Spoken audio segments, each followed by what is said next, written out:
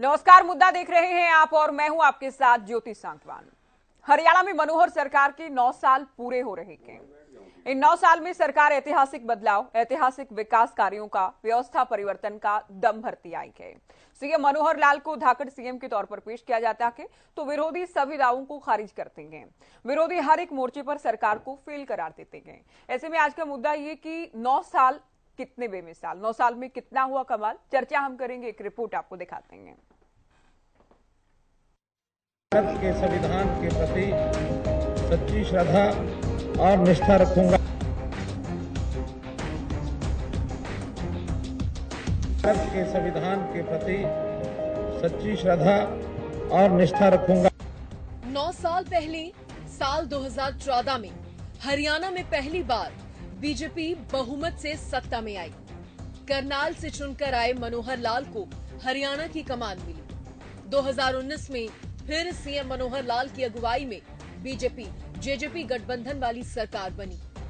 ऐसे में बीजेपी सरकार के 5 साल और गठबंधन के 4 साल के साथ ही हरियाणा में मनोहर सरकार को 9 साल पूरे हो रहे हैं। 9 साल में बीजेपी व्यवस्था परिवर्तन का दम भर रही है। भ्रष्टाचार पर जीरो टॉलरेंस की नीति अपनाने का दावा है। भाई भतीजावाद, क्षेत्रवाद, जातिवाद से ऊपर उठकर सबका साथ सबका विकास के सिद्धांत के साथ काम करने का दावा है। सीएम मनोहर लाल हरियाणा एक, हरियाणवी एक के नारे के साथ सभी 90 हलकों के समान विकास का दावा करते हैं तो अंत्योदय के सिद्धांत के साथ अंतिम व्यक्ति के विकास की शुरुआत का प्रयास हो रहा है। ऐसे में बीजेपी नेता 9 साल की कार्यकाल को बेमिसाल बता रहे हैं। जैसे दुनिया में भारत का डंका बज रहा है, वैसे ही भारत में हरियाणा का डंका बज रहा है। एक ईमानदार और पारदर्शी सरकार मनोहर लाल जी ने दी है। सत्ता परिवर्तन अनेक बार हुए हैं, लेकिन मनोहर जी ने हरियाणा में व्यवस्था परिवर्तन करके दिखाया है। इसलिए हरियाणा की राजनीति में कभी भी मनोहर जी को याद किया जाएगा तो व्यवस्था परिवर्तक के रूप में उनको याद किया जाएगा। देखो, पिछले 9 साल के अंदर जिस तरह से प्रदेश के अंदर, देश के अंदर जो व्यवस्था परिवर्तन का काम सरकार ने किया है और उस व्यवस्था परिवर्तन की वजह से हर आदमी को, चाहे वो गरीब हो, चाहे मजदूर हो, चाहे वो किसान हो, सबको उसका लाभ मिला है। और इस व्यवस्था परिवर्तन के अंदर जितनी भी हमारी जो सेवाएं हैं, सरकार की योजनाएं हैं, उनको सबको ऑनलाइन करके और लोगों को घर बैठे सुविधा देने का काम सरकार ने पिछले 9 साल में किया है। 9 साल का जो कार्यकाल रहा केंद्र प्रदेश में ऐतिहासिक रहा। हरियाणा में कहते हैं उत्तर दक्षिण, दक्षिण उत्तर, पूरी चारों तरफ, ये नहीं कि सबका साथ, सबका विकास, सबका विकास, सबको लेके चलना, सबसे बड़ी क्रांति समय कि पूरे 22 के 22 जिलों को साथ लेके चलना, इससे बड़ी क्रांति नहीं हो सकती। जाहिर है हरियाणा सरकार पिछले 9 साल में बड़े बदलाव का दावा कर रही है। सभी बड़े दावों के बीच सबसे अधिक सरकारी नौकरी देने, बिना पर्ची खर्ची के नौकरी देने को बड़ी उपलब्धि के तौर पर पेश किया जाता रहा है। दूसरी ओर विपक्ष पोर्टल सिस्टम से लेकर बेरोजगारी, महंगाई, कथित घोटालों, कृषि और किसानों, कर्मचारियों के मुद्दों को लेकर भी सरकार पर हमलावर है। ऐसे में देखना यह है कि सरकार कैसे 9 साल के कामकाज को लेकर जनता के बीच जाती है और विपक्ष किस तरह से सरकार के खिलाफ अपने मुद्दों को भुनाता है। News desk, Haryana news. आइए सरकार के 9 साल के कामकाज को लेकर चर्चा की शुरुआत करते हैं कुछ खास मेहमानों के साथ। प्रवीण अत्रे, प्रवक्ता बीजेपी, मनीष खटाना, प्रवक्ता कांग्रेस पार्टी, विजेंद्र रेहडू, प्रवक्ता इनेलो, प्रियदर्शनी जी, प्रवक्ता आम आदमी पार्टी, राजेंद्र जादू, वरिष्ठ पत्रकार हमारे साथ चर्चा में जुड़ गए हैं। स्वागत है आप सभी का। प्रवीण जी, चूंकि 9 साल की बात हम कर रहे हैं, मुद्दा बहुत बड़ा है, सवाल जवाब बहुत हो सकते हैं, लेकिन शुरुआत में सबसे बड़ी उपलब्धि के साथ करना चाहूंगी। 9 साल की सबसे बड़ी उपलब्धि क्या आप मानते हैं सरकार की? देखिए ज्योति, ऐसा है, मुख्यमंत्री मनोहर लाल की अगर हम उपलब्धि की बात करें तो अनगिनत उपलब्धि है। जिस तरह से मुख्यमंत्री मनोहर लाल ने हरियाणा एक, हरियाणवी एक का नारा देते हुए समान विकास की बात को चरितार्थ किया पिछले लगभग 9 साल में, वो हमारे सामने एक एग्जाम्पल है। ये हरियाणा प्रदेश वो प्रदेश है जो पूरे देश के अंदर लगभग 14 फसलों पे किसान भाइयों को एमएसपी देने वाला एकमात्र प्रदेश है। हरियाणा प्रदेश किसान भाइयों को फसल का मुआवजा 15,000 रुपए प्रति एकड़ देने वाला एकमात्र प्रदेश है, जहां पे 15,000 रुपए प्रति एकड़ मुआवजा दिया जाता है। मुख्यमंत्री परिवार उत्थान योजना वाहिद वो प्रदेश जिसके मुख्यमंत्री ने गरीब व्यक्ति की चिंता करते हुए एक ऐसी योजना बनाई जिसमें गरीबों की आमदन किस तरह से बढ़े, किस तरह से स्वावलंबी बना के उनकी आमदन को बढ़ाया जाए, इस योजना का उनको लाभ देना शुरू किया। एकमात्र प्रदेश है देश के अंदर। ऑनलाइन ट्रांसफर, हमारा हरियाणा प्रदेश आप भी जानते हैं ज्योति जी, तबादला उद्योग चलता था। खासतौर पे शिक्षा विभाग के तो हालात ये थे, गाये बगाए चर्चा होती थी कि अध्यापकों के तबादले के अंदर अध्यापक ये बात कहते थे कि हमें 1 महीना, 2 महीना, 3 महीना तक की तनख्वाह देनी पड़ती है। मुख्यमंत्री मनोहर लाल पहली बार ऑनलाइन ट्रांसफर पॉलिसी लेके आए। उसके बाद हालांकि दूसरे प्रदेशों ने उसको अडॉप्ट किया, पंजाब में अब अडॉप्ट किया गया, उत्तर प्रदेश में अडॉप्ट किया गया और बहुत से प्रदेशों में इसको अडॉप्ट किया गया। लेकिन हरियाणा पहला प्रदेश था जो ऑनलाइन ट्रांसफर पॉलिसी को लेके आया। सबसे बड़ी बात, आयुष्मान भारत योजना, जिसके अंतर्गत पूरे देश के अंदर जो गरीब परिवार है 1,80,000 रुपए सालाना से कम आमदन वाले परिवारों को 5 लाख रुपए तक का इलाज मुफ्त मिलेगा। मुख्यमंत्री मनोहर लाल ने हरियाणा में इसका विस्तार करते हुए चिरायु योजना बनाई, मतलब जिन परिवारों की आमदन 3 लाख रुपए सालाना से कम है उन सभी को 5 लाख रुपए का मुफ्त इलाज मिलेगा। ये वाहिद वो प्रदेश है हरियाणा जिसमें इस तरह की योजना है। किसान भाइयों की भूमि, जैसे पहले 10 साल भूपेंद्र सिंह हुड्डा साहब की सरकार ने किसानों की जमीन को एक्वायर किया, सेक्शन 4, सेक्शन 6, सेक्शन 9 के नाम पे किसानों को डरा के बाद में बिल्डरों को रिलीज कर दिया। मतलब जो एक्विजिशन है उसमें किसान भाइयों के साथ जाति होती थी। ये किस्से हमारे सामने बहुत सारे अक्सर चर्चा होती थी। मुख्यमंत्री मनोहर लाल वो मुख्यमंत्री है जिन्होंने ई भूमि पोर्टल बना के ये सुविधा दे दी कि अगर कोई किसान अपनी मर्जी से भूमि देना चाहे तो उस पोर्टल पे अपलोड कर सकता है, अपना दाम डाल सकता है और बाद में अधिकारी उससे बैठ के नेगोशिएट करके भूमि ले सके। जबरन किसी की भूमि नहीं ली जाएगी। ये व्यवस्था मुख्यमंत्री मनोहर लाल ने हरियाणा के अंदर बनाई।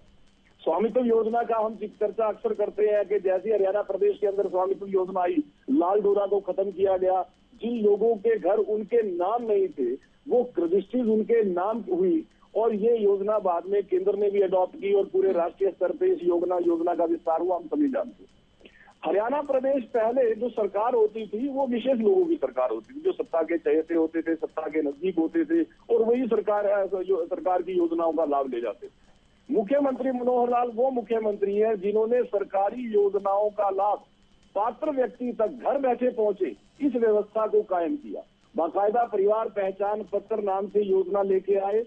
पूरे प्रदेश के परिवारों का एक डाटा तैयार किया गया और जो व्यक्ति गरीब है या जो व्यक्ति किसी योजना को लाभ लेने की कैटेगरी में आता है उसको घर बैठे उस योजना का लाभ मिले। आपको याद होगा ज्योति जी, पहले के हालात तो ये होते थे कि बुढ़ापा पेंशन के लिए भी लोगों को दफ्तरों के चक्कर काटने पड़ते थे, कागज जमा कराओ, बर्थ सर्टिफिकेट जमा कराओ, आयु प्रमाण पत्र दो वगैरह वगैरह।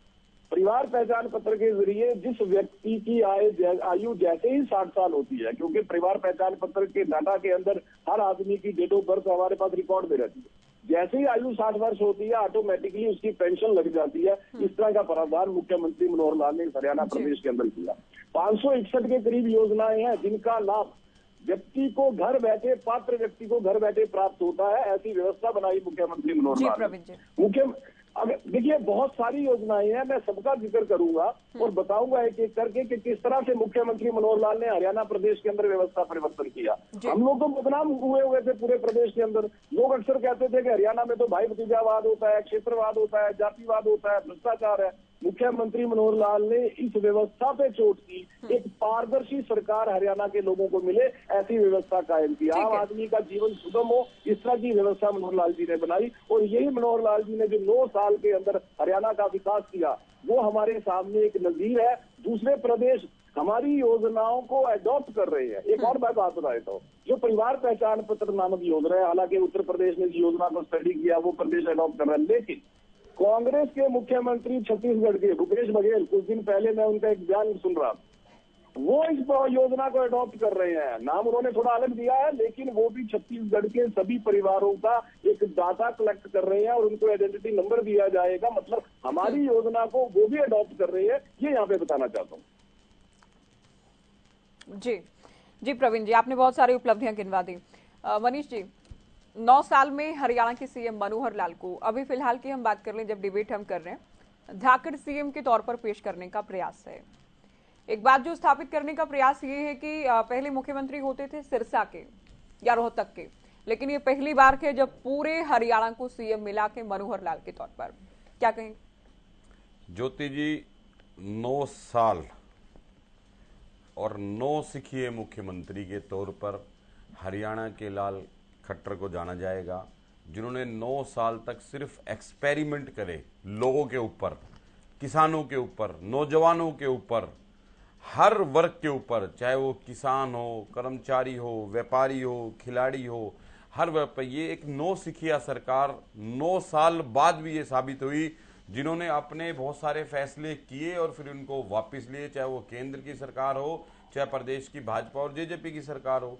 जो ये लोग कह रहे हैं कि अंतिम व्यक्ति को सबका साथ सबका विकास, अगर इस सरकार में किसी का विकास हुआ तो भारतीय जनता पार्टी के नेताओं का विकास हुआ, और इस सरकार में किसी का विकास नहीं हुआ। जो मेरे भाई पोर्टल की बात कर रहे हैं, इस पोर्टल से कितने लोग आहत हैं, कितने लोगों का इन लोगों ने पोर्टल के माध्यम से कितना नुकसान हुआ है, उसका खामियाजा सब लोगों ने, हरियाणा प्रदेश के लोगों ने भुगता है। विधानसभा में खड़े होकर इनके खुद के, इनके सहयोगी विधायकों ने ये बात कही है कि अगर ये पोर्टल वोर्टल बंद नहीं करा तो ये हुड्डा आएगा जो आगे बैठा है। ये बात विधानसभा में इनके सहयोगी दल के विधायक कहते हैं। तो ये कितनी बड़ी बात है कि पोर्टल वास्तव में लोगों को तंग करने का एक तरीका है। जो मेरे भाई कह रहे हैं कि 9 साल के अंदर इन्होंने बीपीएल के कार्ड काटने का काम करा, गरीब को मारने का काम करा, जो बच्चों को वजीफे मिलते थे, जिनसे बच्चे आगे पढ़ने में जो प्रोत्साहित होते थे, वो वजीफे को बंद करने का काम करा। बीपीएल कार्ड को लेकर क्या आंकड़ा आपका?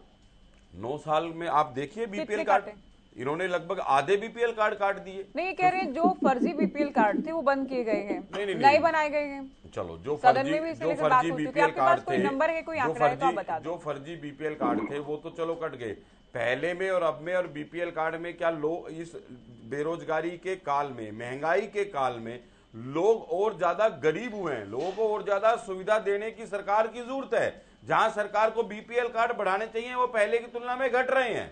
सबसे बड़ी बात, जो 100 वर्ग गज के प्लाट जो हुड्डा साहब ने शुरू करे थे गरीब वर्ग के लिए, अल्पसंख्यक के लिए, माइनॉरिटी के लिए और लोगों के लिए, वो इन लोगों ने बंद करे। बिजली के कारखाने जो हुड्डा साहब लगा के गए, उनकी रिपेयरमेंट तो छोड़ो, इन्होंने एक भी कोई बिजली का कारखाना अगर हरियाणा में लगाया हो तो बताएं। स्वास्थ्य की जो बात करते हैं, हरियाणा सबसे बड़ा रेवेन्यू हमारा गुड़गांव देता है, और आप गुड़गांव में सुबह एक बार लाइव हॉस्पिटल जाओ, सरकारी हॉस्पिटल लाइव करके देखो कि गुड़गांव जैसे शहर में 70% जो रेवेन्यू देता है पूरे हरियाणा को, वहां 48 घंटे बिजली गुल आपने खुद चलाया आपने हरियाणा न्यूज पे कि 48 घंटे वहां बिजली नहीं आई। सोचो उन मरीजों का क्या हाल हुआ।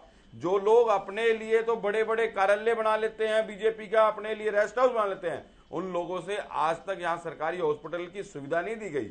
और इंफ्रास्ट्रक्चर की जो बात करते हैं, थोड़ी सी बारिश में पूरा गुड़गांव जलमग्न होता है, लोग यहाँ किश्तियां जलाते हैं, वो सबको पता है। शिक्षा विभाग के नाम पर ये बात करते हैं, कितने स्कूलों को अपग्रेड को तो छोड़ो, इन लोगों ने 5000 स्कूलों को बंद करने का काम करा। जो किसानों की बात करते हैं, किसान इनकी सरकार में लहूलुहान हुए, किसान शहीद हुए। और जो हुड्डा साहब के कार्यकाल में कहते थे कि जीरी गई जहाज में, आज जीरी भाजपा की सरकार में गई ब्याज में। तो ये वो सरकार है जिन्होंने 1 रुपए किसी किसान का, चाहे वो बिजली का बिल हो, चाहे वो उसका कृषि का ऋण हो, कोई 1 रुपए इस सरकार ने अगर माफ करा हो तो ये सरकार बताए। जो ये सरकार जो पर्ची और उसकी बात करती है खर्ची की, तो इसी सरकार के कार्यकाल में सेक्रेटेरिएट में करोड़ों रुपए नगद नौकरी के नाम पर निकल कर आए। इसी सरकार के कार्यकाल में जितने पेपर लीक इस सरकार में हुए, इतने तो 70 साल में भी नहीं हुए। जितने इंटरव्यू इनके स्थगित हुए इतने तो 70 साल में भी नहीं हुए। खिलाड़ियों की अगर सम्मान की बात करें तो ये बता दें कि पिछले 9 साल के कार्यकाल में इन्होंने किसी एक खिलाड़ी को भी डीएसपी के अगर भर्ती किया हो, हुड्डा साहब के कार्यकाल में खिलाड़ी सीधा डायरेक्ट डीएसपी पदों पर भर्ती होते थे और उसका ये रिजल्ट निकलता था कि हरियाणा 2% की आबादी होने के बावजूद 66% मेडल हरियाणा के खिलाड़ी पूरे विश्व के मानचित्र में हमारा तिरंगा फहराने का काम करते थे। इन लोगों ने खिलाड़ियों को पीछे करने का काम करा। कर्मचारी, हर वर्ग का कर्मचारी इनकी सरकार के खिलाफ सड़कों पर बैठा हुआ, चाहे वो आंगनवाड़ी वर्कर हो, आशा वर्कर हो, चाहे वो बिजली बोर्ड का वर्कर हो, चाहे वो आपका हरियाणा रोडवेज का वर्कर हो, कोई ऐसा कर्मचारी वर्ग जो इनसे हताहत ना हो, जिसको इस सरकार ने परेशान ना करो। आपका कहने का सार ये है, छोड़ने वाली सरकार अपने 9 साल में तो 9 सीखी है सरकार। आपका सार कहने का ये है कि हर एक वर्ग परेशान है, जो हमने अपनी रिपोर्ट में भी जिस बात को शामिल किया।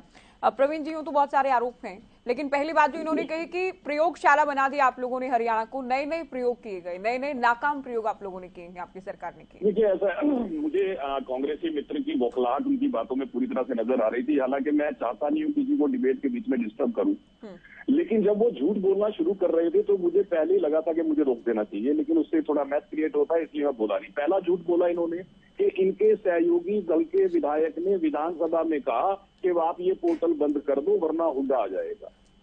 जो ये बात कर रहे हैं उन विधायक ने ना तो पोर्टल का जिक्र किया, ना उन्होंने पोर्टल शब्द मुंह से निकाला। उन्होंने केवल इतना कहा था कि मुख्यमंत्री जी आप मेरे लिए कुछ सलाहें हैं वो आप मान लीजिए। इसमें से ज्यादा शब्द उन्होंने नहीं प्रयोग किया था। पहला झूठ। अब विषय ये आ जाता है ज्योति जी के कांग्रेसी पोर्टल से घबराते क्यों है, वजह क्या है? छोटे छोटे उदाहरण देकर समझा दूंगा। 2016 में जब हरियाणा प्रदेश के अंदर मनोहर लाल जी ने डीबीटी लागू किया कि बुजुर्गों की बुढ़ापा पेंशन सीधा उनके खाते में जाएगी, उस वक्त इन्हीं लोगों ने विरोध किया था कि बुजुर्गों का बैंक खाता नहीं होता, गांव में बैंक नहीं होता, बुजुर्ग कहां जाएंगे वगैरह। लेकिन जैसे ही डीबीटी लागू हुआ तो रिकॉर्ड आया सरकार के पास, क्योंकि बैंक खाते में सीधी पेंशन जा रही थी, तो पता लगा 3.25 लाख ऐसे लोगों की पेंशन जाती थी, पैसा जाता था जो इस दुनिया में नहीं। अब ये 3.25 लाख लोगों का पैसा जिन लोगों की जेब में जा रहा था, स्वाभाविक है जैसे डीबीटी हुआ उनके पेट में दर्द होना शुरू हुआ। उन्होंने पोर्टल को आलोचना करनी शुरू की, उन्होंने पोर्टल बंद करो ये बोलना शुरू किया। उसका नतीजा आप अपने सामने देख रहे हैं। ये कहते हैं कि साहब देखिए इन्होंने किसानों के लिए कुछ नहीं किया। मैं एक और उदाहरण देता हूँ। हालांकि मैंने शुरू में बताया 14 फसलें एमएसपी पे हरियाणा में खरीदी जा रही हैं, 15,000 रुपए प्रति एकड़ मुआवजा दिया जा रहा है, जबकि हुड्डा साहब के कार्यकाल में मात्र 6,000 रुपए था। 9,000 की बात कही गई थी, दिया कभी। जो कांग्रेसी प्रवक्ता यहाँ बोल रहे हैं साहब 70,000 एकड़ जमीन किसानों की सीएलयू के नाम पे आपने लेके बिल्डरों को दे दी। आप किसान हितैषी होने का ढोंग कर रहे हैं। किसान लगातार धरने प्रदर्शन करते रहे। एक तरफ मुख्यमंत्री मनोहर लाल जिन्होंने किसान की खेती को जोखिम फ्री कर दिया, भावांतर भरपाई योजना लेके आए, मेरी फसल मेरा ब्यौरा, इस तरह की योजना लेके। ये कहते साहब देखिए गुड़गांव के हॉस्पिटल में ना बिजली चलेगी। देखिए मैं किसी व्यक्तिगत जगह पे पर्टिकुलर प्लेस की बात इसलिए नहीं करूंगा कि तो मैं ओवरऑल हरियाणा की बात करूंगा। किसी जगह पे कोई टेक्निकल फॉल्ट आ गया, कोई खराबी हो गई, लाइन खराब हो गई, मुझे नहीं पता, मुझे जानकारी। लेकिन ये प्रदेश हरियाणा प्रदेश वो प्रदेश है जहाँ पे कांग्रेस कार्यकाल के अंदर किसान को मात्र 2 से 3 घंटे बिजली मिलती थी। आज हरियाणा प्रदेश के अंदर लगभग 90% गांव में 24 घंटे बिजली उपलब्ध है। ये स्थिति। बोले साहब आपने तो कोई कारखाने नहीं लगाया बिजली का। इन लोगों को देखिए कैसे जनता को भ्रमित करते हैं। साहब जो आप प्राइवेट कंपनी से पावर परचेज एग्रीमेंट करके गए थे वो आप ही किए हुए थे, हमारे किए हुए नहीं। 25 साल तक के आप एग्रीमेंट करके गए, और जब हमें बिजली सरप्लस में उपलब्ध है तो हम महंगी बिजली उत्पादन क्यों करें? और आपने जो पावर प्लांट लगाया था, पहला उदाहरण यमुनानगर का, आपने चौधरी ओम प्रकाश चौटाला ने जो एमओयू साइन किया था रिलायंस कंपनी के साथ, सत्ता में आते ही उसकी शर्तें बदल दी, और शर्तें बदलने का नतीजा हुआ 350 करोड़ रुपया प्रदेश की एक्सचेकर का वो चला गया पानी के अंदर। आप जनता के पैसे की आपने तो लूट मचाई बिजली के नाम पे, आप कमीशनखोरी करते थे।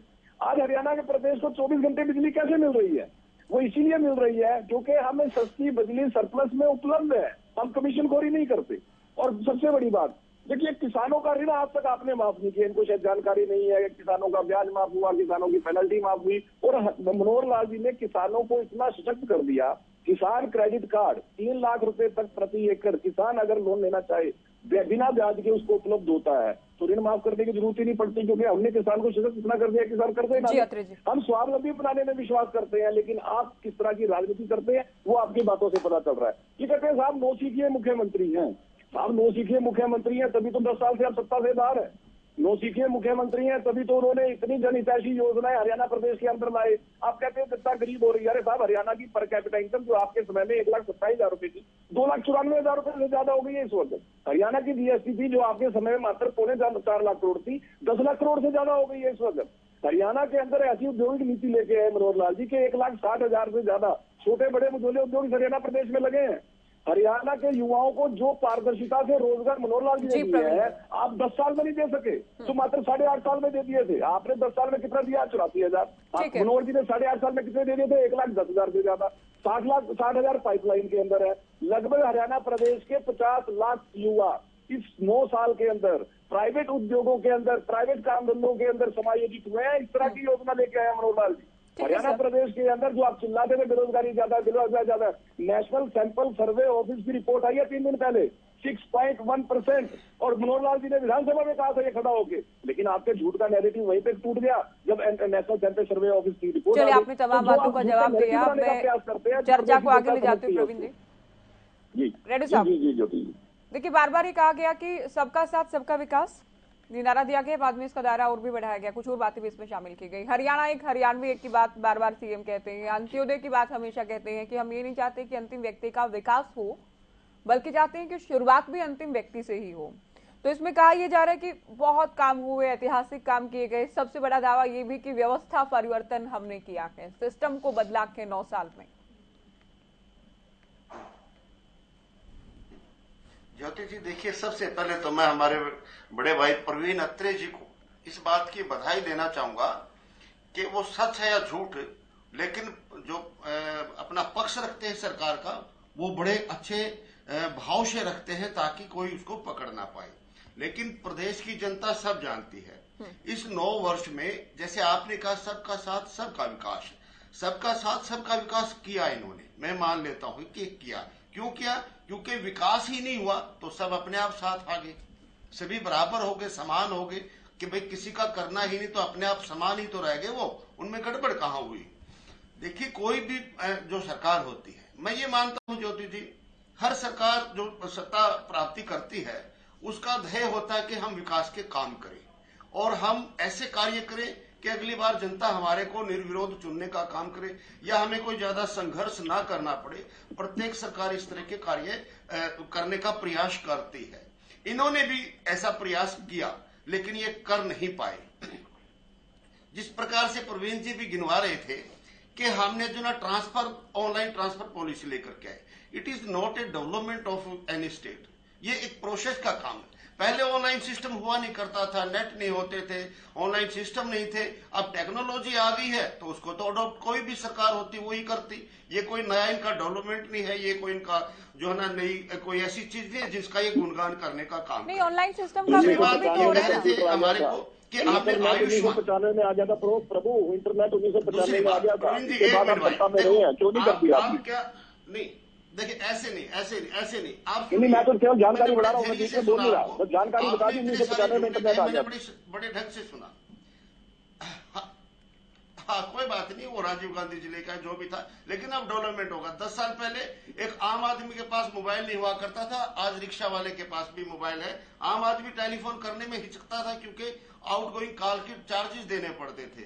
आज रिक्शा वाले के पास भी नेट भाई, रिक्शा वाले को मोबाइल धीरू भाई अंबानी 501 रुपए का लेके आएंगे 2002 में, इतना ज्यादा नेट तब आप सत्ता में थे, क्यों नहीं कर दिया आपने? दूसरी बात ज्योति जी, 1 मिनट भाई प्रवीण, मैं केवल आपको डाटा बता रहा हूँ। आप जो बोल रहे हो, रिलायंस इन्फोकॉम 501 रुपए का मोबाइल धीरू भाई अंबानी 2002 में गए थे, आप सत्ता में थे, क्यों नहीं कर दिया आपने? तब भी रिक्शा वाले के हाथ में मोबाइल था, क्यों नहीं किया आपने? तो कोई बात नहीं, आप जो ना, देखो, ऐसे मजा नहीं आएगा प्रवीण। आप अपनी कमी सुनोगे, शायद आपकी आंखें खोले और सुधार कर लो। अभी तो टाइम पड़ा 1 साल का, आप सुन लो ना। आप अच्छी सरकार जो है वो आलोचना सुनना पसंद करती है, आप भी पसंद कीजिए। दूसरी बात, आपने कहा कि हमने परिवार पहचान पत्र बनाने का काम किया। बिल्कुल किया आपने, नो डाउट, इसमें कौन कहता कि नहीं किया। लेकिन वो परिवार पहचान पत्र के लिए कितनी परेशानियां आपने जनता को झेलने के लिए मजबूर करने का काम किया, शायद उसका कोई अंदाजा आपने नहीं लगाया। ग्राउंड लेवल पर आप जाकर के देखोगे, हर परिवार परेशान है, हर परिवार दुखी है। इसके बाद आप बहुत सारी बातें तो मनीष खटाना ने रख दी, उन बातों को न दोहराते हुए मैं ये कहना चाहूंगा कि उन्होंने कहा था प्रयोगशाला बनाया हरियाणा प्रदेश को। आप ई टेंडरिंग लेकर के आए। ई टेंडरिंग के लिए कितने लोग परेशान हुए, आड़ती परेशान हुए, किसान परेशान हुए, सालों दर सालों वो धरने प्रदर्शन करने पर मजबूर हुए और फिर वो आपको वापस लेनी पड़ी। आपको वापस लेनी पड़ी क्यों? अरे किसने ई टेंडरिंग वापस ली प्रभु? फिर आप गलत बोल रहे हो। ओपन में बेचो। ई टेंडरिंग किसने वापस ली? आप आज ई टेंडरिंग होती है। एक मिनट प्रवीण भाई, मैं आपको जगा रहा हूं, आप नोट कर लीजिए। और आप चंडीगढ़ में रहते हो, वहां अधिकारियों से मंत्रियों से मिलिए, ये खामियां करवाने का काम करें। अभी आपके पास टाइम है। मैं कंफ्यूजन में नहीं हूं प्रवीण भाई, हमने इसके ऊपर बहुत डिबेट की है, एक उसका तत्व हमें पता है। उसके बाद आप ई ट्रेडिंग लेकर के आए। ई ट्रेडिंग के लिए कितनी हमारी पंचायतें, ग्राम पंचायतें, कितने हमारे नगर पालिका, सभी ने प्रदर्शन किए। उनको भी छूट देने का काम किया, उसमें भी छूट देने का काम किया कि जो जैसे चाहे करवा ले। आपने उसकी रेंज बढ़ाने का काम किया। पहले आप 2 लाख का लिमिट लेकर के आए थे सरपंचों के लिए, फिर आपने बढ़ाने का काम किया। इसी प्रकार से प्रॉपर्टी आईडी आप लेकर के आए। वो ठीक है, नया जमाना है, नई चीज लेकर के आए, लेकिन प्रॉपर्टी आईडी के लिए भी जन जन परेशान है, जन जन दुखी है। ये सही कहा कि आपने, मैं तो इसको दूसरे तरीके से कहना चाहूंगा कि आप पॉलिसियां लेकर के आए, लेकिन सही बात है कि जब नव शिक्षा कोई सरकार होती है तो उन नीतियों को, सही नीतियों को भी सही ढंग से लागू न करके आपने लोगों को परेशान करने का काम किया, देने का काम किया, उसमें आप पूर्ण रूप से फैल रहे। अगली बात जो थी, देखिए किसी भी भाई ऐसे आपका धन्यवाद, आपका रेडू साहब, आपने ये माना कि नीति सही है, आपका इसके लिए धन्यवाद। कोई भी आप अपने टाइम में कहिए भाई, आप फ्री हैं, आप फ्री है, आप अपने टाइम में कहिए, मैं बिल्कुल कभी नहीं बोलता मैं बीच में। दूसरी बात जो होती थी, कोई भी योजना हो, चाहे वो बुढ़ापा पेंशन की है, चाहे वो आशा वर्कर की है, चाहे वो आंगनवाड़ी वर्कर की है, चाहे जो क्लरिकल स्टाफ की है, किसी की भी बात आती है जिन्होंने इतने धरने और प्रदर्शन किए, ये कहते हैं कि पंजाब में क्या मिलता है, हिमाचल में क्या मिलता है, राजस्थान क्या दे रहा है, मध्य प्रदेश क्या दे रहा है। अरे भाई, हम अपने स्टेट की बात कर रहे हैं, आप अपने स्टेट की कभी बात नहीं करते, दूसरों के साथ उसको जो है ना कंपेयर करने का प्रयास आपने पूरे के पूरे वर्ष 9 के 9 वर्ष कंपेयर करते रहे, किसी को संतुष्ट करने का काम नहीं किया, हर वर्ग को परेशान करने का काम किया। इसलिए हम कहते हैं कि ये जो है ना प्रयोगशाला हरियाणा प्रदेश को बनाने का काम किया। आगे मैं कहना चाहूंगा कि आपने जुमले बहुत फेंके हैं, जो अब भी आपने काफी फेंक दिए। आपने कहा हम भावांतर योजना लेकर के आए। मेरे भाई, बड़े भाई, आप मानता हूं मैं आप एक बहुत ही प्रबुद्ध प्रवक्ता हो, बट मुझे रियलिटी बताइए, ग्राउंड की रियलिटी क्या है? भावांतर पॉलिसी के माध्यम से क्या उन किसानों को सच्चा फायदा मिला है जो मिलना चाहिए था? एमएसपी के ऊपर जो रेट होता था और उसमें कितना 500-700 रुपए का किसान को आपकी भावांतर भरपाई होने के बावजूद भी उसको 500-700 रुपए प्रति क्विंटल घाटा नहीं उठाना पड़ा। क्या आप अपनी सच्ची आत्मा से बताइए।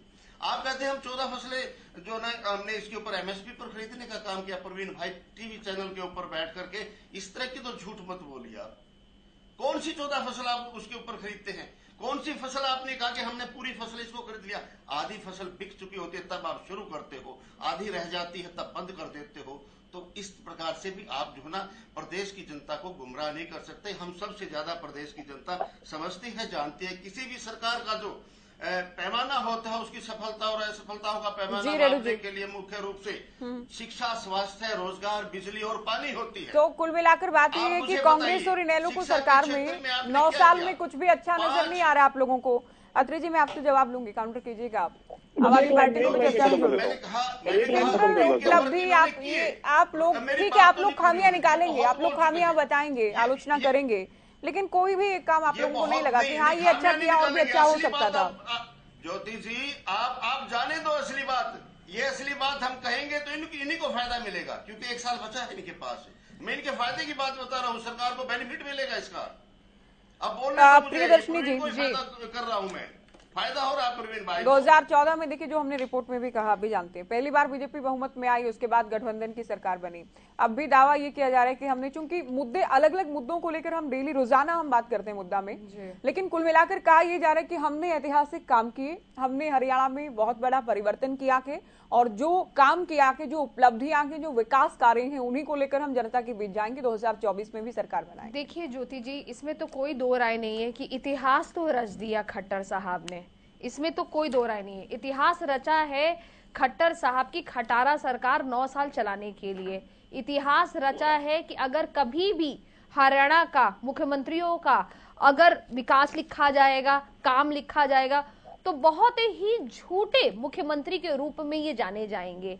ये बोलते कुछ हैं, करते कुछ है, धरातल पे कुछ होता जैसे है। क्या कुछ उदाहरण करनी और कथनी में, जी बिल्कुल। अभी मैं सुन रही थी कि ड्रग फ्री होने पे ये कैंपेन चलाने वाले हैं। आप ये सोचिए, हरियाणा तो किसी ने नहीं कहा, नहीं, बैंक का ऐड चल रहा था, अभी ऐड चल रहा था कि अभी ये कैंपेन चला रहे हैं ड्रग फ्री पे। और उसके बाद आप ये सोचिए, खट्टर साहब बोल रहे थे, मैं नहीं बोल रही थी, खट्टर साहब बोल रहे हैं कि नहीं, हम हरियाणा में जिसको कहते हैं इस किस्म का कैंपेन चलाएंगे कि युवा जो हैं वो ड्रग्स पे ना आए। तो इस पे कितनी हास्यास्पद बात है कि आज से 10 साल पहले ये समस्या नहीं थी, ये समस्या पंजाब में थी, लेकिन ये समस्या अब बताइए पंजाब से पूर्ण रूप से खत्म होने के बाद हरियाणा आ गई है। ये जो पेडलर, पंजाब में कहां खत्म हुई? पंजाब में एकदम खत्म हो गई है। पंजाब में हम लोग 50% का लेस रेशियो पे आ गए हैं। जो आप ये पंजाब के साथ लगते हिस्से को तो हरियाणा भुगत रहा है नशे के मामले जी नहीं, पूरा हरियाणा भुगत रहा है ज्योति जी, ऐसा नहीं है, ऐसा नहीं है। आज हम गुड़गांव में हैं, गुड़गांव तो नहीं सटा हुआ है पंजाब से, लेकिन ऐसे कितनी जगहें मैं आपको बाय नेम बता दूं जहां पे युवा जो है अपना भविष्य खराब कर रहे हैं, और इसमें सारा का सारा योगदान जो है खट्टर साहब का है। करनाल में, करनाल की आज की खबर बता रही हूँ, मिड डे मील के लिए, मिड डे मील की जो महिलाएं हैं जो ये काम करते हैं, 12 महीने से उनकी तनख्वाह नहीं दी गई है, उनकी कोई सैलरी नहीं दी गई है। तो ये विकास किया इन्होंने। आंगनवाड़ी की महिलाओं को तो इन्होंने डंडे मार मार के खत्म कर दिया। प्रवीण भाई हंसिए मत, इसमें आकलन करिए, मंथन और चिंतन करिए, सोचिए कि कितना मंथन और चिंतन करने की जरूरत है आपको। अनिल नागर जी के घर में 90 लाख रुपए मिले। प्रवीण भाई जब आप बोल रहे थे तो मैंने एक शब्द नहीं बोला, मुझे बोलने दीजिए। जानकारी मांग रहा हूँ बहन जी, हो सकता है आपकी डिबेट का फायदा हो जाए, तो जानकारी मांग रहा हूं। नहीं, जानकारी दे रही हूँ मैं आपको, आप जानकारी सुनिए। तो भारतीय जनता पार्टी के प्रवक्ताओं को इतना डर है, आम आदमी पार्टी के प्रवक्ताओं से, कि जैसे ही हम बोलना शुरू करते हैं ये काउंटर ही नहीं कर पाते, उसके बाद ये चिल्लाना शुरू करते हैं कि जनता तक हमारी बात ना पहुंचे। लेकिन खैर, मेरी आवाज नहीं रुकेगी, अगर आप चिल्लाएंगे तो मुझे आपसे ज्यादा चिल्लाने आता है। अनिल नागर जी के घर में, प्रवीण भाई प्लीज बोलने दीजिए, जब आप बोल रहे थे तो मैं कुछ नहीं बोल रही थी। अब ज्योति जी आप समझ रही है कैसा झूठ बोलते हैं। अनिल नागर जी के यहाँ से 90 लाख रुपए मिले, अनिल नागर जी के यहाँ से 90 लाख मिले या नहीं मिले, भटक रहे हैं हर जगह। उनको अब ये डर है कि ईडी उनको पकड़ लेगी। ठीक है, किसान की बातें कर रहे थे ये, मुझे इतनी हास्य बात लगी, मुझे हंसी आ गई जब ये किसान की बात कर रहे थे। अभी दशहरा में, दशहरा तो कल ही बीता है ना प्रवीण भाई, अब दशहरा में आपको कौन सा गांव हो गया, समीप लखनौर गांव, पता कर लीजिएगा प्रवीण जी, वहां पे रावण का पुतला जो जलाया गया, उसमें आपके सारे मंत्रियों का और खट्टर साहब का बीच में चेहरा लगा के किसानों ने जला दिया। लोकतंत्र में इसकी तारीफ को जला दिया, तो किसानों ने जलाया ना। प्रियदर्शनी जी, क्या ये तारीफ होनी चाहिए इस बात की, महिमा मंडित किया जाना चाहिए? आप ये देखिए कि किस तरीके से जनप्रतिनिधियों के इस तरह से किसान जलाए जाने को आम आदमी पार्टी तारीफ कर रही है इस बात की। ज्योति जी, किसान सड़क पे ले आए, ये आंगनवाड़ी की महिलाएं ये सड़क पे ले आए, क्लर्क भाई सड़क पे है, ऐसा कोई एक वर्ग बता दें सड़क पे नहीं है। सीएमओ की रिपोर्ट है, मेरी रिपोर्ट नहीं है। बेरोजगारी में आप नंबर 1 पे चल रहे, कमाल की उपलब्धि है, कमाल की, इसमें तो तालियां बजानी चाहिए। आप लोगों को शर्म आनी चाहिए। किस मुंह से आप 2024 के चुनावों में जाएंगे, इसका आकलन करिए। और अगर खट्टर साहब के चेहरे पे गएंगे तो वैसे भी खट्टर साहब की खटारा सरकार तो है ही। पहचान पत्र की बात बात कर रहे थे, ज्योति जी जिस तरह के शब्दों का प्रयोग ये बहन जी यहाँ कर रही है, हालांकि अच्छा नहीं लगता मैं इन शब्दों का प्रयोग करूं, लेकिन मुझे लगता है कि ऐसे प्रवक्ता को बुलाना नहीं चाहिए जिसको यही नहीं पता कि प्रदेश के मुख्यमंत्री के लिए कैसे शब्द प्रयोग करने चाहिए। वो पूरे प्रदेश के मुख्यमंत्री है बहन जी, जिस तरह के शब्द आप प्रयोग कर रही हो, थोड़ी शर्म करो आप। अच्छा, और आम आदमी पार्टी के लोग तो इस काबिल नहीं है कि बात कर सके। अरे आप 3.25 करोड़ लोगों के मुख्यमंत्री के बारे में कैसे शब्द प्रयोग कर रहे हैं? कैसे लोगों को बुला रखा है आपने? कई लोग इस काबिल है कि इनको चर्चा में बैठ की बात की जाए ऐसे लोगों से? ऐसे बदतमीज लोगों से कौन चर्चा करेगा? ये प्रदेश के मुख्यमंत्री हैं, लोगों ने चुना है उनको। ऐसे शब्दों का प्रयोग करने से पहले 4 बार सोचिएगा। स्कूलों की हालत खराब है, MBBS के छात्र आपके खड़े हो गए थे। आपने कहाँ से आते हैं ये लोग जिनको चर्चा करने नहीं आती? कभी ये स्कूल में चले जाते हैं, कभी गांव में चले जाते हैं और सच बताते नहीं है, बोलते झूठ है। शर्म आनी चाहिए आपको, शर्म। अरे भाई ये कौन है ये लेडी? इस कहा ये प्रवक्ता है? मुझे तो लगता है ऐसे बदतमीज लोगों को बुलाना भी नहीं चाहिए। आप जैसे बदतमीज लोगों को कौन बुलाता है चर्चा पे? इनको यही नहीं पता इस प्रदेश के मुख्यमंत्री के लिए कौन से शब्द प्रयोग करने चाहिए। बड़ी दिक्कत हो जाती है, वो प्रदेश के मुख्यमंत्री है। पर दर पर इनकी असलियत इनको बताने लगती हूँ, इनको आईना। अरे आप असलियत बताते नहीं, आप झूठ बोल रहे हो। आपसे मैं सवाल पूछ रहा हूँ, स्कूल का नाम बता दो, आप वो नहीं बता रहे हो। झूठ आप बोलने का प्रयास करते हो। केजरीवाल ने ऊपर से नीचे तक सबको ये सिखा रखा है कि फटे झूठ बोलो। कटिंग मंत्री रह गए मुख्यमंत्री, शोर मचाओ, ये सिखा के देखते हैं आपको। कभी भी आज हम गुड़गांव की बात करें, मनीष जी ने भी आज ये बात बोली थी, खटाना साहब की भी बात मैं सुन रही थी। पहले आप वो स्कूल का नाम बता दीजिए जहाँ की सरकारी अस्पताल मिड डे मील की महिला को वेतन नहीं मिला, स्कूल का नाम बता चलिए, जब शुरुआत से आपने पहले वाकई के साथ मिड डे मील को लेकर जब प्रवीण जी पूछ रहे हैं तो बताइए ना, ये नहीं कि आप एक बात को छोड़ के दूसरी बात को पकड़ लेंगे। नहीं, मैं तो मुद्दे बता रही हूँ, मैं क्यों बताऊँ? ये बताइए। नहीं, मुद्दे बताकर भागेंगे नहीं ना, मुद्दे को जब ये पूछ रहे हैं तो बताइए आप। ये मेरा काम नहीं है बताना नहीं, आरोप लगाकर अगर ये अच्छी ये सही मंशा के साथ पूछ रहे हैं कि अगर कोई खामी है तो हाँ हम दूर करेंगे, तो बताइए फिर। जाइए वहाँ के वर्कर बैठे हुए करनाल में, जाइए। अगर आपको प्रवीण जी एड्रेस नहीं मालूम है तो मैं भेज दूंगी, मुख्यमंत्री को नहीं मालूम तो मैं भेज दूंगी। जाइए, 12 महीने से तनख्वाह नहीं मिली है उनको। मिड डे मील के जो वहाँ पे काम कर रहे हैं लोग, उनको तनख्वाह नहीं मिली है। आज की खबर है, आज की खबर। चलिए, आपने बहुत सारे आरोप लगा दिए आपने। प्रवीण जी, मैं कुछ कहना चाहता हूँ। देखिए, ऐसा पहली बात तो ये है कि इन्होंने छूटते ही मनोहर लाल जी के बारे में कहा कि झूठे हैं। हालांकि मैं नहीं चाहता किसी जनप्रतिनिधि के बारे में इस तरह के शब्द। अरे सुनिए, मैं बताता हूँ सत्य क्या है, मैं बताता हूँ सत्य क्या होता है। अरे बता रहा हूँ ना सत्य क्या है। एक ऐसा व्यक्ति राजनीति में आता है और बच्चों की कसम उठा के कहता है कि मुझे बच्चों की कसम मैं कांग्रेस के साथ नहीं जाऊंगा, और जनता के सामने कसम उठाता है, इसके बाद वो थूक के चाट लेता है। आप बताइए उसको क्या कहेंगे? एक व्यक्ति ये कसम उठाता है कि मैं आम आदमी हूँ, मैं गाड़ी नहीं लूंगा, मैं बंगला नहीं लूंगा, और वो आदमी बीच में बनवा लेता है, इसको क्या कहेंगे आप? अब झूठे का और सच्चे के अंतर को समझने दीजिए जनता को। अरे बहन जी, हम झूठे और सच्चे का अंतर समझने दीजिए। हम जनता को बता रहे हैं। तो अभी सुनिए आप प्रियदर्शनी जी, अभी झूठा क्या होता है, सच्चा क्या होता है, इस अंतर को बता देते हैं। आप जैसे लोग तो राजनीति में नहीं होने चाहिए।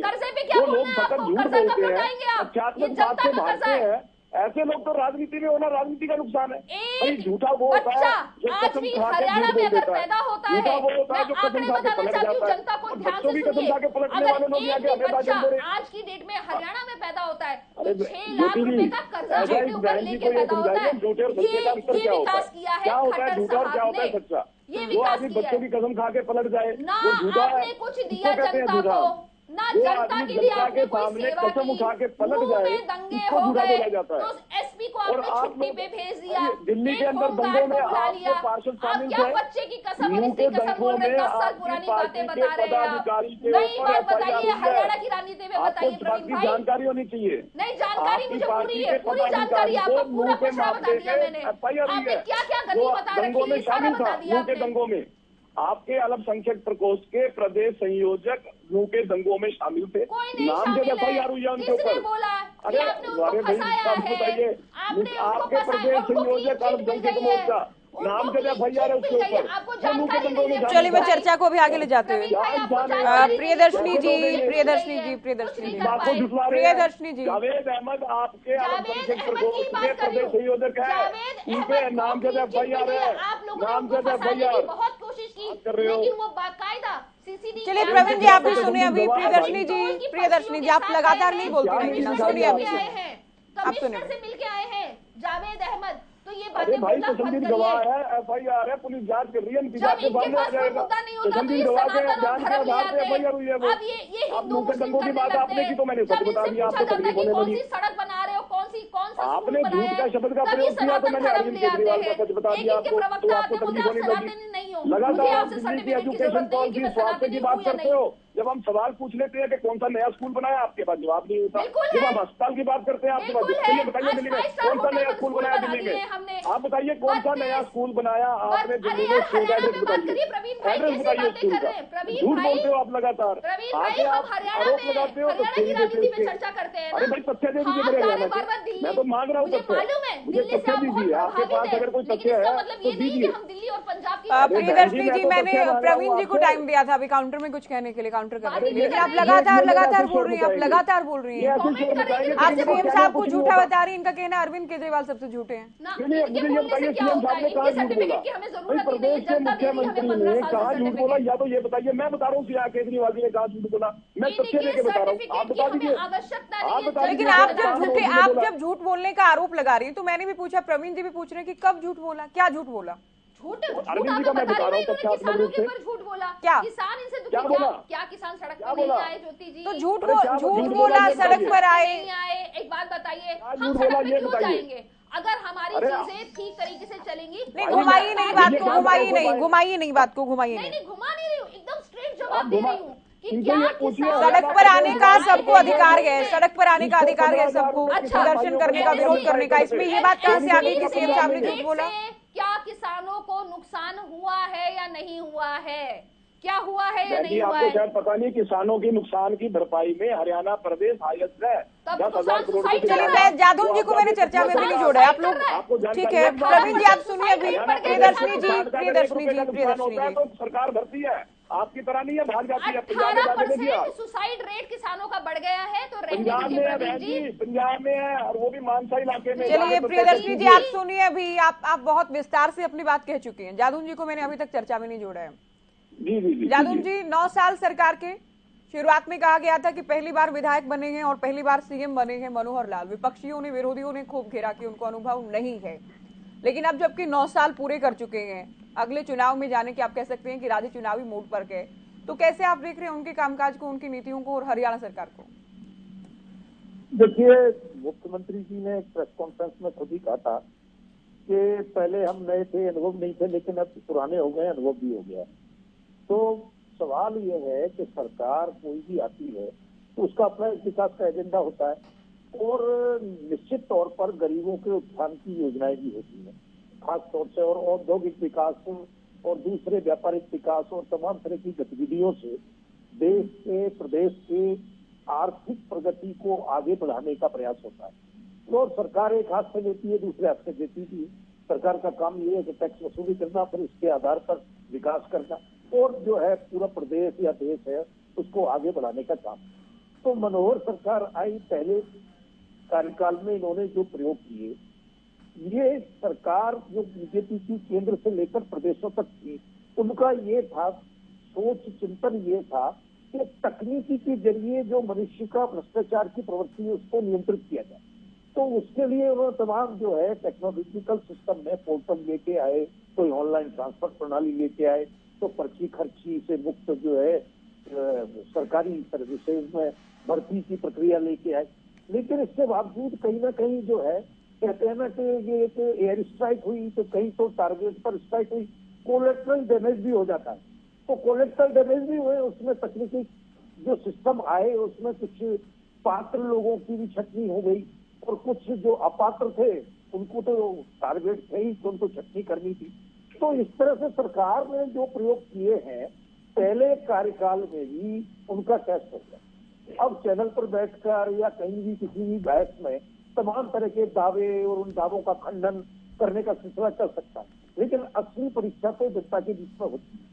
तो पिछले कार्यकाल में जब पर्ची खर्ची का सिस्टम खत्म हुआ और कई तरह के नवीन प्रयोग हुए और लोगों की जो है कामकाज और सरकार से संबंधित उसका जो रिश्ता था उसको आसान बनाने का प्रयास किया गया, तो फिर भाई सरकार को पूर्ण बहुमत क्यों नहीं मिला? सवाल ये है। लेकिन मैं समझता हूँ हो सकता है कि प्रदेश की जनता मद्दा था, उस कामकाज का ठीक से आकलन नहीं कर पाई हो, भ्रमित हो गई हो, तो अब ये दूसरा जो कार्यकाल है इसमें कुछ प्रगति और हुई है। वो जो सिस्टम चल रहा था उसको और आगे बढ़ाया गया है।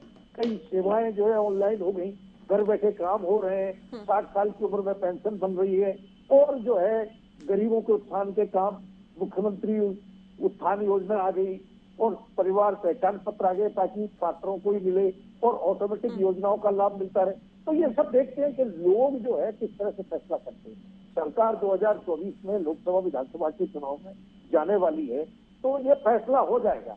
अब ये ठीक है कि ये प्रतिद्वंदी दल है, वो सत्ता के दावेदार हैं, उनका तो काम है कि वो अपना पक्ष रखेंगे, कहीं कुछ खामियां रह गई हैं तो उनको उठाएंगे, उनको पेश करेंगे, लोगों के बीच में लेके जाएंगे। और सरकार को अलर्ट होकर उन खामियों को दूर करने का काम करना ही चाहिए, बजाय इसके कि कोई भी पक्ष बौखला है, बौखलाने की बजाय उसको उसी ढंग से स्वीकार करते हुए और उनको दुरुस्त करने का काम होना। प्रवीण जी, आएंगे आपके पास। एक सवाल का जवाब मैं मनीष जी से ले लूं। सरकार की लोकप्रियता की, जहां तक मुख्यमंत्री की लोकप्रियता की हम बात करते हैं, मनीष जी, आप लोग 68 से 15 पर आ गए थे दूसरी बार में, 68 से 40 पर, उसके बाद 15 पर। तो ये इतना घटता गया आप लोगों का, विधायकों की संख्या की हम बात करें, 47 से 40 पर आए, सरकार बनाई भले ही गठबंधन की हो, तो उतना जो सत्ता के खिलाफ लहर या एंटी इनकम्बेंसी नजर नहीं आई बीजेपी के खिलाफ। देखिए ज्योति जी, 2019 के अगर चुनाव की बात करें तो हमने 31 सीटें जीती थी और भारतीय जनता पार्टी ने 40 सीटें जीती थी। 9 सीटों में अगर आप वोट परसेंट या शेयर देखेंगे तो टोटल वोट जो मार्जिन था वो 5 से 6 हजार वोटों में हम 9 सीटें हार गए, कोई 500, 700, 1000, 1200 से। और ये जो 9 सीटें जो हम हारे हैं, नहीं, आप लोग पहली बार में सरकार थे, हुड्डा कार्यकाल 1 और 2 की हम बात करें तो इतना ज्यादा जो डिफरेंस मनोहर सरकार में नहीं देखा, पहले कार्यकाल के बाद दूसरे में, भले ही बहुमत से और गठबंधन में आने का फर्क रहा। देखिए ये सच्चाई है आपकी जो बात है कि हुड्डा साहब के 1 और 2 के कार्यकाल में जो गैप रहा, हाँ, वो ज्यादा था। और गैप क्यों आया उसका भी रीजन था, उसका हमने मंथन करा, क्योंकि हर पार्टी को अपने काम के अपना मंथन और चिंतन करना चाहिए। जब हुड्डा साहब के कैबिनेट ने और जब उनके पॉलिटिकल सेक्रेटरियों ने इस बात का मंथन करा तो ये चीज निकल कर आई कि वास्तव में हुड्डा साहब ने जो काम किए उनको हम लोगों तो जिस तरीके से दूसरी पार्टियों ने, जैसे एक गुजरात का प्रचार करके आज हमारे देश के प्रधानमंत्री मोदी जी बने, सिर्फ गुजरात के 2 शहरों को दिखाकर पूरे देश को बेचने का काम करा, तो जो हुड्डा साहब ने 10 साल में हरियाणा में जो काम करे हम वो लोगों तक पहुंचा नहीं पाए, उसको हम नहीं भुना पाए, जो सच्चाई है जिसको हम मानते हैं। अगर हुड्डा साहब की बात करें तो हुड्डा साहब ने मात्र 3 साल में 4 शहरों से मेट्रो को जोड़ने का काम करा, रैपिड मेट्रो चलाने का काम करा, गोल्फ कोर्स रोड की बात करें, हरियाणा को मेडिकल और शिक्षा के हब के रूप में बात करें, हरियाणा में इन्वेस्टर की जितनी इन्वेस्टर जो हरियाणा में आए अगर उसकी बात करें, प्रति व्यक्ति आए और निवेश की बात करें, हुड्डा साहब में जो बेरोजगारी का दर था जो 2.3 था जो आज 8.9 है, जो मेरे भाई थोड़ी देर पहले एक आंकड़ा दे रहे थे, तो सीएमआई की रिपोर्ट जो ये दरकिनार करते हैं, जिसको योगी जी यूपी के अंदर छापते हैं, अगर उसको भी अगर हम दरकिनार कर दें तो हमारे सांसद महोदय ने, दीपेंद्र सिंह हुड्डा ने जब हरियाणा की बेरोजगारी का आंकड़ा पूछना चाहा केंद्र सरकार से, तो केंद्र सरकार के मंत्री ने लोकसभा में खड़े होकर यह आंकड़ा दिया कि हरियाणा में जो बेरोजगारी दर है वो 8.9 है और हुड्डा साहब के कार्यकाल में 2.3 थी। तो हुड्डा साहब युवाओं को रोजगार देने में सक्षम थे, हुड्डा साहब हरियाणा को प्रति व्यक्ति आय और निवेश को कायम रखने में सक्षम थे, हुड्डा साहब के कार्यकाल में लॉ एंड ऑर्डर मेंटेन था। आज क्राइम रेट अगर हम देखें, एनसीआरबी की रिपोर्ट देखेंगे तो पता चल जाएगा। अगर आंकड़ों के साथ बात करेंगे मनीष जी, आपके 10 साल की सरकार में और अभी मनोहर सरकार में 9 साल में सरकारी नौकरियों की बात करें, बहुत बड़ा अंतर है। 1,10,000 से ज्यादा सरकारी नौकरियां दी जा चुकी हैं। देखिए अच्छी बात है अगर 1,10,000 नौकरियां दी जा चुकी हैं और अब भी 2 लाख सरकारी पद खाली हैं। हरियाणा के विधानसभा में हुड्डा साहब प्रत्येक बार जब भी विधानसभा का सत्र चलता है खड़े होकर सिर्फ यही कहते हैं भाजपा से कि जो सरकारी पद खाली हैं उनको भरा जाए, हरियाणा के युवाओं को रोजगार दिया जाए। अगर भारतीय जनता पार्टी हरियाणा के युवाओं को रोजगार देती है तो हमारे को खुशी है। हम ये नहीं चाहते कि आप रोजगार मत दो, आप काम मत करो, क्योंकि आप जितना भी काम करोगे, आप अच्छा काम करोगे, अगर हरियाणा भाईचारे में आगे चलेगा, हरियाणा विकास के पथ पर आगे चलेगा, हरियाणा में युवाओं को रोजगार देगा, तो हरियाणा के कांग्रेस पार्टी भी खड़े होकर आपका स्वागत करेगी। ये कैसा रोजगार है? आप देखिए ज्योति जी, जितने पेपर लीक इस सरकार में हुए, मैंने पहले भी कहा, इतने पेपर लीक 70 साल में नहीं हुए। सेक्रेटरीट में खुले पैसे मिले हैं, चर्ची और पर्ची की तो ये बात करते हैं, इनकी सरकार में खुलेआम नौकरियां बिक रही हैं और बट रही हैं। तो ये जो पारदर्शिता की जो बात करते हैं, ये जो प्रॉपर्टी आईडी की बात करते हैं, गुड़गांव में 15,000 रुपए का रेट है, खुला रेट है, 15,000 रुपए दो, प्रॉपर्टी आईडी बनवाओ, और उसके बाद वो यूएलबी की साइट पर चलवाने का 5,000 रुपए रेट है, रजिस्ट्री का खुला रेट है। शिकायत कीजिए ना, ऐसा है तो जी आप लोग शिकायत करते हैं इस बात की? रोज करते हैं, या केवल टीवी डिबेट में बात करते हैं? में लोगों को बाहर निकाल दिया जाता है। अच्छा, वो कहते हैं आपकी अगली बार सीएम विंडो पे जो कंप्लेंट जाती है वो आज तक उनको भी लिपापोती करके भेज दिया जाता है। ठीक है मनीष जी, प्रवीण जी काफी देर से इंतजार कर रहे हैं। प्रवीण जी, गाँव में तहसीलदार की देखिए जो दूसरे कार्यकाल में खास तौर पर घोटालों को लेकर, जिसका हमने शुरुआत में भी जिक्र किया कि कथित घोटालों को लेकर बार बार सरकार को घेरा गया के, इसमें एक बड़ी बात ये भी रही कि आपकी जो गठबंधन की सहयोगी पार्टी है, ज्यादातर उन्हीं के विभागों से या उनके कोटे के जो विभाग हैं उनसे ही ज्यादातर मामले सामने आए। देखिए ज्योति जी, पहली बात तो ये है कि मनीष खटाना जी ने ये कहा कि गुड़गांव के अंदर प्रॉपर्टी आईडी का 15,000 रुपए का रेट है, इन्होंने उसकी शिकायत भी की और ग्रीवेंसेस कमेटी की मीटिंग से बाहर निकाल दिया जाता वगैरह वगैरह। मेरा ओन चैनल ऑन एयर इनसे निवेदन भी है कि जो शिकायत इन्होंने सीएम विंडो पे की थी उसका डॉक्यूमेंट विद प्रूफ मुझे भेज दें, और मैं चैनल पे भी दिखाऊंगा कि मनीष जी ने शिकायत की थी और इसका क्या हुआ, क्यों नहीं हुआ वगैरह वगैरह।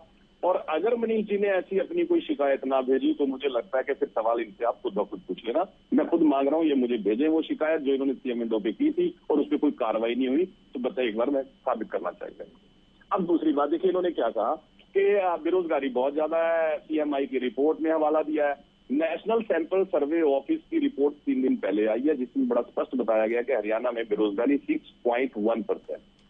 नेशनल सैंपल सर्वे ऑफिस जो एक ऑथेंटिक सरकारी एजेंसी है जो हर साल इस तरह की रिपोर्ट आया करती है, नीति आयोग की रिपोर्ट। अरे सुनिए, अरे वो बता रहा हूँ ना भाई, आप बात पूरी नहीं होने देते, बीच में कूद पड़ते हो, वो भी बता रहा हूँ। तो देखिए, जब एक सरकारी एजेंसी चाहे नेशनल सैंपल सर्वे ऑफिस हो, नीति आयोग, वो बार बार वही बात कह रहा है जो मुख्यमंत्री जी ने विधानसभा में कही थी, लेकिन कांग्रेसी बार बार सीएमआई क्यों चिल्लाते हैं? क्योंकि वो इनके अपने कार्यकर्ता की प्राइवेट एजेंसी है, जो इन्हीं का कार्यकर्ता, तो उसकी बात क्यों करते हैं? अब दूसरे भाई बीच, अब सारी तो आपकी बातें स्पष्ट करूंगा, चिंता ना करो, एक एक बात का जवाब दूंगा आपकी। अब देखिए, सबसे बड़ी बात यह है, एक कांग्रेसियों ने ना झूठ बोलने का एक ढंग अपना लिया कि देखिए जी हमारी 31 सीट आई थी, बीजेपी की 40 आई थी, मात्र 5-6 हजार वोटों का अंतर था। ये बार बार बोलते हैं ये बात। अंबाला कैंट के अंदर कांग्रेस की जो उम्मीदवार थी और जो विप साहब है, उनके बीच में ही 35,000 से ज्यादा वोटों का अंतर था, केवल एक की बात करो। भारतीय, अभी जो जादौन साहब ने कहा था कि देखिए चुनाव में पता लगता है कि अगर पार्टी ने कोई काम किया है, अगर पहली सरकार के अंदर अच्छे काम हुए थे तो बहुमत क्यों नहीं मिला। 2014 में भारतीय जनता पार्टी को 33% मत मिला था जो भी, और 2019 के विधानसभा चुनाव में हमारा मत प्रतिशत हो गया 36.5, मतलब 2014 के बनिस्बत हमें 3.5% ज्यादा मत मिला।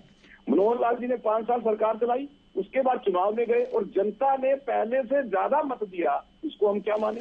जनता ने ज्यादा आशीर्वाद दिया हमें, हमारा मत प्रतिशत बढ़ा। वो बात अलग है कि वो सीटों में इतना ज्यादा कन्वर्ट नहीं हुआ, लेकिन मत जनता का ज्यादा हमें प्राप्त हुआ। इसलिए हम ये कहते हैं कि मनोहर जी के कार्य के ऊपर जनता ने अपनी सहमति प्रकट की, और तीसरी बार फिर रिपीट होंगे उसका भी कारण नहीं है। अब जब बार बार हम बात करते हैं, देखिए जी नागर के पास पैसा मिला, नागर के पास पैसा बिल्कुल मिला। किसने गिरफ्तार किया नागर को? हमने। आपने कोई शिकायत की थी क्या? भाई हमें जानकारी मिली, हमने तुरंत उसकी गिरफ्तारी कर ली, जेल में डाल दिया। जो भी भ्रष्टाचार करेगा वो बख्शा नहीं जाएगा, मनोहर जी पहले दिन से कह रहे हैं, चाहे बड़ा अधिकारी हो, कर्मचारी हो, आम नागरिक हो। अगर आपको पता लगता है कि कहीं पे भ्रष्टाचार हो रहा है, भाई लिखित में शिकायत कीजिए, तुरंत कार्रवाई होगी। अगर नहीं कार्रवाई होगी फिर आप ब्लेम कीजिए, चैनल में बैठ के दिखाइए, देखिए मैंने शिकायत की थी लेकिन कोई कार्रवाई नहीं हुई है, तब आप ब्लेम कीजिए। झूठ का राग मत लाइए। मुझे तो राज इंदौरी का शेर याद आता है, झूठों ने झूठों से कहा सच बोलो, सरकार ने ऐलान किया है सच बोलो, घर के बाहर लिखा, झूठों की घर में मंडी लगी और बाहर लिखा था सच बोलो। भाई झूठ बोलने से काम नहीं चलेगा। अगर आपके पास कोई तथ्य है तो उसकी आप बात करें। जब आप किसानों की बात करते हैं, अभी रेणु साहब पूछ रहे थे कि साहब कौन सी 14 फसलें आपने एमएसपी खरीद ली। भाई साहब, जो वो लोग हमसे सवाल पूछ रहे हैं जिन्होंने धान और बाजरा के अलावा कोई फसल एमएसपी पे नहीं खरीदी, और वो 2 फसलें भी केंद्र खरीदता है। हम खुलेआम बाजरा हमने एमएसपी पे खरीदा। अगले सीजन में हमने कहा भावांतर भरपाई योजना में जो बाजार भाव मिलेगा किसान को और एमएसपी का अंतर सरकार देगी, हमने 450 रुपए प्रति क्विंटल किसानों को भावांतर दिया। अगले सीजन में हमने बाजरे पे 600 रुपए प्रति क्विंटल भावांतर दिया। सरसों हमने खरीदी, सूरजमुखी हमने खरीदी, मूंग हमने खरीदी। लेकिन सवाल कौन पूछता है? जिन्होंने कभी एक फसल नहीं खरीदी, वो आके यहाँ पे भाषण देना शुरू कर देते हैं। ये तकलीफ होती है। जिन लोगों ने किसान को केवल राजनीति और वोट बैंक समझा, कभी किसान की चिंता नहीं की, वो आके हमें भाषण देना शुरू कर दिया। मैं जानना चाहता हूँ, कांग्रेस इस बात का दावा करते हैं कि आपने बिजली संयंत्र लगाए। अगर आपने बिजली संयंत्र लगाए तो क्या वजह थी कि किसान को 2 घंटे से ज्यादा बिजली नहीं मिलती थी? ये तो कारण बताएं यहाँ बैठ के। मनोहर जी ने कैसे 24 घंटे बिजली देनी शुरू कर दी गाँव में, इस अंतर को समझिए, और ये प्रदेश की जनता समझ रही है। चलिए, मैं आम आदमी पार्टी से आखिरी कमेंट चाहूंगी, प्रियदर्शनी जी। देखिए, मैं तो अभी प्रवीण भाई की बातें बड़ी ध्यान से सुन रही थी और मैं समझ सकती हूँ इनकी दुविधा कि इनकी मजबूरी है इस किस्म का झूठ बोलना, और कैसे इनको रात को नींद आती होगी, ये भी एक सोचने वाला विषय है। खैर, हाँ, लेकिन खैर में एक मजेदार बात है और जानकारी, प्रवीण भाई जानकारी लीजिए, थोड़ी जानकारी झूठ को साबित कीजिए, मैं चैलेंज करता हूँ। अब मैं आपको एक मजेदार बात बताती हूँ, ठीक है? जो रोड 4 वे लेन जो पहले भी बनती थी, ऐसा नहीं है कि आपकी सरकार से, अरे सुन लीजिए, जो पहले भी बनती थी। देखिए, मैं जब भी बोलना शुरू करती हूँ ये बोलना शुरू कर देते हैं, क्योंकि इनको डर है कि मैं इनके परते बोलूंगी। अब सुन लीजिए प्रवीण भाई, सुनिए की क्षमता रखिए। हाँ, सुनिए प्रवीण भाई, सुनिए। हाँ, अब 4 लेन जो किलोमीटर की पहले जब होता था, तो जब 4 लेयर की जब लेन बनती थी हाईवे में या कहीं भी बनती थी, तो उसको बोला जाता था कि भाई ये पूरा 1 किलोमीटर को 1 किलोमीटर गिना जाता था। लेकिन अब देखिए खट्टर साहब ने किस तरीके से नियमों को ताक पे लगा दिया कि अब वो 4 लेयर को ये 4 किलोमीटर बताते कि हमने 4 किलोमीटर की लेन बना दी है, 4 किलोमीटर हमने कर दिया पूरा। मतलब झूठ बोलने की भी हद होती है भाई। ये महिला कहाँ की बात कर रही है, ये तो पूछिए। ये यही की हरियाणा की बात कर रही हूँ, हरियाणा की बात कर। दूसरा आप बोल रहे थे कि ग्रीवेंसेस ऑफिस में जाइए, एसडीएम ऑफिस की मुझे रिपोर्ट दीजिए। सुनिए, एसडीएम ऑफिस के पास, गुड़गांव के एसडीएम ऑफिस के पास करीबन रोज की 100-150 महिलाएं पहचान पत्र में जो उनकी गड़बड़ी हुई है उसको लेके बैठी रहती हैं, और उसमें से कितने पर्चे मेरे पास है आप कहिए तो मैं आपको भेज देती हूँ। लेकिन अगर आपने हफ्ते भर में इसका सोल्यूशन नहीं निकाला तो इसी डिबेट में मिलिएगा मेरे को, इसी डिबेट में मिलिएगा, जनता को जवाब दीजिएगा। चलिए, मुझे जादव जी आपका भी आखिरी कमेंट। मुझे झूठा साबित तो किया नहीं इन्होंने, कहते जी आप झूठ बोल रहे हो। बताइए झूठ बोला, कौन सा आंकड़ा झूठ बोला, मुझे ये बता दीजिए। सारे आंकड़े आप झूठ नहीं, ये सारे बोलने से तो काम नहीं चलेगा ना, कि आप किसी भी बात को ना माने तो फिर तो आपकी बात पर ही डाउट होगा। समय नहीं है, मुझे वाइंड अप भी करना है, अभी समय नहीं है। मैं जादव जी आपसे आखिरी कमेंट करने का प्रयास किया है, हम ये तो कह सकते हैं कि प्रयास है। लेकिन ये जो SYL का मुद्दा है, भूपेंद्र हुड्डा कह रहे हैं वो चुनाव में जाएंगे कि हमारी सरकार बनते ही हम इसका समाधान कर देंगे और पानी ले आएंगे। तो अब मनोहर जी जो है पत्र लिख रहे हैं मुख्यमंत्री पंजाब को, और वो कह रहे हैं कि हम 1 जून देने को तैयार नहीं। तो पिछले कार्यकाल से लेके अब तक जो है SYL का समाधान क्यों नहीं हो पाया? कहीं तो वो हमारा पानी हमारी विरासत योजना चला रहे हैं, कभी हिमाचल के रेणुका बांध और किसाऊ बांध बनाने की बात करते हैं, कभी प्रधानमंत्री जी ने कहा था पाकिस्तान जा रहा पानी रोका जाएगा और वो दिया जाएगा। सवाल ये है 10 लाख एकड़ जमीन दक्षिण हरियाणा की प्यासी बैठी हुई है, तो गरीब का उत्थान अगर वो सिंचाई हो जाती है उसकी, तो गरीब का उत्थान 2016 में फैसला है योजना के बगैर ही हो जाएगा। एग्जीक्यूशन के लिए अदालत चलेगी। मैं रेणु साहब, हालांकि मैं समय आज आपको बहुत कम दे पाई, फिर भी आखिरी जवाब मैं आपसे चाहूंगी विजेंद्र रेणु जी। 33 साल पुरानी परियोजना है। आपको विजेंद्र रेणु जी बोलिए। आपका बहुत बहुत धन्यवाद। आपने मान लिया कि मुझे आज समय कम दिया गया है। बिल्कुल शुरू किया। ज्योति जी, मैं ये कहना चाहूंगा, अभी मेरी बोलिए, आप बोलिए। मेरी बात पहले बीच में रह गई थी, मैं वहीं से शुरू करते हुए ये कहना चाहूंगा कि ये बाई करे कि हमने न केवल अंत का उदय किया, अंतिम व्यक्ति का उदय किया, बल्कि हमारी योजनाएं अंतिम व्यक्ति से ही शुरू होती हैं। तो मैं ये पूछना चाहूंगा कि हरियाणा प्रदेश में लगभग 70,81,919 फैमिलीज रजिस्टर्ड है फैमिली आईडी के ऊपर, और जिसमें से सरकार कहती है कि 28 लाख के हमने बीपीएल इशू करने का काम किया है, जो कि पहले काफी कम 11-12 लाख हुआ करते थे। तो इन 9 साल में ये आंकड़ा 11-12 लाख से 28 लाख पर पहुंच जाता है, and it is certified report of government of Haryana. 11 lakh से 28 लाख के लोग गरीब हो गए हैं, तो कौन से अंतिम व्यक्ति से इनकी योजना शुरू होती है और कौन से उस गरीब व्यक्ति का टाइम पहले हम ज्यादा ले चुके हैं, क्योंकि मैंने शुरुआत में कहा था आज का टॉपिक ऐसा है जिस पर आप कितनी भी डिबेट कर सकते हैं। माफी के साथ रेणु साहब, माफी के साथ प्रवीण जी, आगे समय नहीं चर्चा के लिए बहुत शुक्रिया आप सभी का। हरियाणा सरकार की 9 साल को लेकर हम बात कर रहे थे। कल सीएम साहब की ओर से भी प्रेस वार्ता की जाएगी जिसमें 9 साल की उपलब्धियों का ब्यौरा उनकी ओर से पेश किया जाएगा। फिलहाल दीजिए इजाजत, नमस्कार।